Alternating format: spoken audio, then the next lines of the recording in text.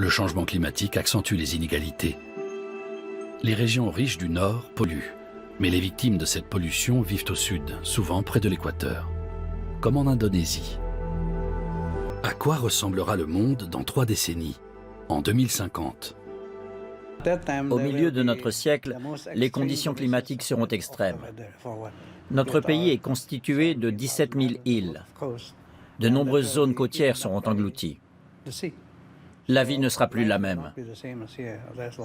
De nombreuses maladies et épidémies feront leur apparition, tandis que la croissance économique mondiale sera perturbée par les luttes de l'homme contre l'homme.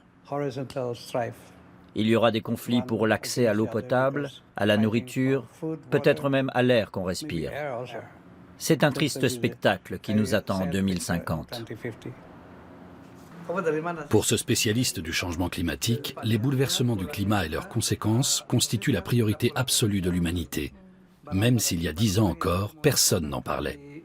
La zone du monde qui est la plus exposée aux impacts du changement climatique, c'est l'Asie du Sud et l'Asie du Sud-Est. À la fois parce que c'est là qu'il y aura les impacts peut-être les plus violents du changement climatique, mais parce que c'est là qu'est concentrée aussi la majorité de la population mondiale. Et donc c'est une zone de très grande vulnérabilité. En Indonésie, les risques de catastrophes naturelles sont nombreux. Ouragans, sécheresses, glissements de terrain, inondations. Potentiellement, la région la plus menacée par ces phénomènes climatiques extrêmes est l'île de Java. Et c'est sur cette île que se trouve Jakarta, l'un des centres urbains les plus densément peuplés de la planète. Selon les estimations, 40 millions d'Indonésiens devront être déplacés pour des raisons climatiques d'ici le milieu de ce siècle.